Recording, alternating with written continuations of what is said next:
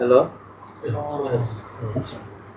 Hello জন্য আমার আপনাদের সামনে আসা যে আসলে আমার মতো নেক্সট একটা মেয়ে কোনো কিছু শিকার হওয়ার আগে যাতে সে আমার জিনিসটা দেখে জানে সত্যতা যাচাই করে। অবশ্যই আমিও মিথ্যা হতে পারি, তারা যাতে আমার কাছ থেকে সত্যতা যাচাই করে তারপর মামুনের সাথে সম্পর্কে জড়ায়, যাতে মামুন আরেকটা মেয়ের ক্ষতি করতে না পারে। আমার কিন্তু আপনাদের সামনে আসার উদ্দেশ্য এটাই, যাতে সে আরেকটা মেয়েকে টার্গেট করে এই ধরনের ক্ষতি না করতে পারে।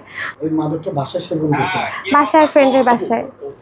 আপনি কই? শুই কি আমার বাসার সামনে কোন বাসা? ও মাই গডনেস সো আমি নিজের চোখে দেখেছি, আমার কাছে ভিডিও আছে ভাইয়া। আমার কিন্তু কোনো এক্সপেকটেশন নাই ভাইয়া, আমি কোনো দেনমোহর চাই না। আপনাদের যখন ডিভোর্স হবে আমি আপনাদেরকে আবার ডাক দিব। আমার কোনো এক্সপেকটেশন নেই, আমি কিছুই নিব না। ও আমার কাছ থেকে নিয়েছে, আমি জাস্ট চাই আরেকটা মেয়ে যাতে কোনো প্রবলেমে না হোক। লাইলা আমাকে অনেকবার অ্যালার্ট করেছে, আমি শুনিনি। আমি এখন মানুষকে বলছি যে ও আসলেই প্রতারক, সে এরকম ফাঁদে ফেলে, এটা তার ব্যবসা। ওর সঙ্গেই থাকতাম, আমার তো কিছু করার নেই। আমি তো বললাম না আপনাদেরকে যে আমি তো পরিস্থিতির শিকার। কিছু সময় থাকতাম। No I'm not taking nothing. So ওর সাথে কিছু সময় আমি থাকতাম, ওর বন্ধু বান্ধব আসতো, কিছু সময় আমি থাকতাম না, পাশের রুমে থাকতাম, ওর মার সাথে থাকতাম।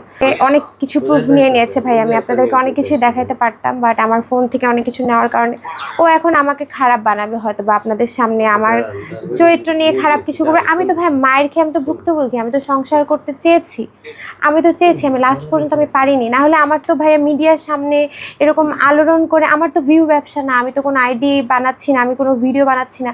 আমার তাহলে আপনারা জাস্ট নর্মালি চিন্তা করেন যে আমার কী উদ্দেশ্য। আমি তাকে টাকা দিয়েছি, আমি খাওয়াইছি, আমি পড়িয়েছি, তার ফ্যামিলি সহ। এবার আমি ঈদ করতে গেলাম, তাদের কোরবানির গরুটা পর্যন্ত আমি কিনে দিয়েছি। তো আমার তো কোনো ভিউ ব্যবসা ছিল না, আমার তো কোনো ইন্টেনশন ছিল না ভাইরাল হওয়ার, আমার কোনো আইডি নেই ভাইয়া, আমার কিছুই নেই। আপনার কি মনে হয় উপযুক্ত শাস্তি না হওয়াতে আইনের ফাঁকফোকর সেটাই আমি আসলে বিপরা হয়ে উঠছে?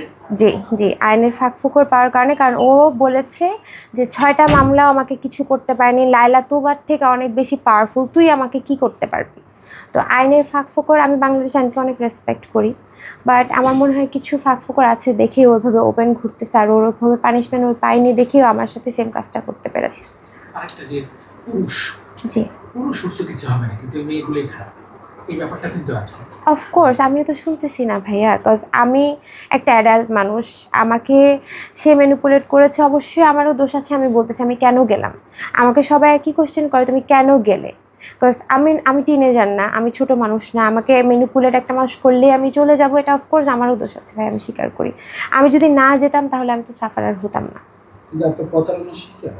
অবশ্যই আমি প্রতারণার শিকার ভাই। আমি আমার নিজের টাকা পয়সা খরচ করে, আমার কোনো ইনকাম নাই, কিছু নাই, আমি আমার এফডিআই এর টাকা খরচ করে ওকে পেলেছি। সো ও আমার সাথে আলটিমেটলি প্রতারণাই করলো। আরেকটা মানুষ খুঁজতেছে যে আমার থেকে বেটার, ওর থেকে।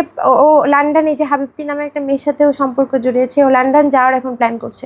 ওর এখন আমার প্রতি ওর এক্সপেকটেশন ও থেমে নেই, ও আরও উপরে যাবে।